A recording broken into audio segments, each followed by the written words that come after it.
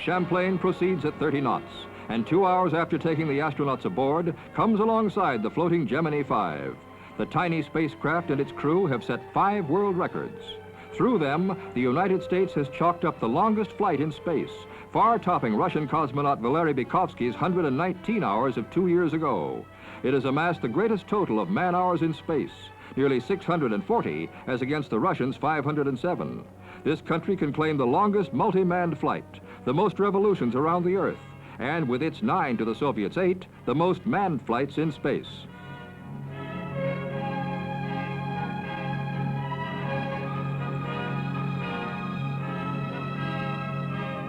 The capsule, with its priceless records, is carefully lifted aboard the carrier.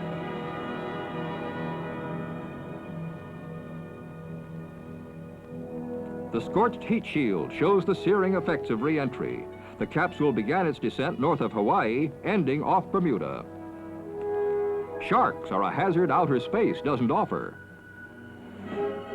The capsule will be given rigorous examination for guidance in forthcoming space projects. Next scheduled is Gemini 6, which will be aloft only 2 days, but will try an all-important meeting and hooking up with an Agena rocket for 9 orbits. The astronauts come to take another look at their cramped little home in space. They too were to have rendezvoused with a satellite the Gemini itself put into space, but could not because of one of the power difficulties they experienced. This, however, was the only one of the 17 scientific experiments they planned that was not accomplished.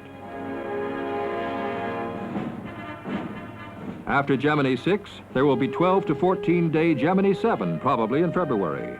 After 5 more Gemini flights, the U.S. space program will really take off into the Apollo program, whose climax will be the big shot to the moon. It's tentatively scheduled for 1969, but speedy development of the mighty Saturn V booster rocket could possibly move this up to 1968. 2 $1 bills are produced as evidence that flyers Cooper and Conrad, who received them before taking off, are really themselves and not interlopers who sneaked into the capsule in space. This certifies their record to the International Aeronautics Foundation.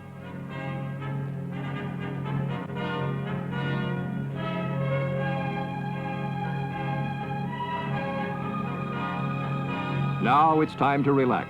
There's a band playing the kind of music they'd requested above, and a nice rich cake to cut.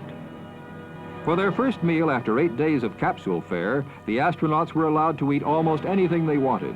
But after this, there will be 11 days of strict medical examination and diet. To astronauts Cooper and Conrad, it can be said, mission gloriously accomplished.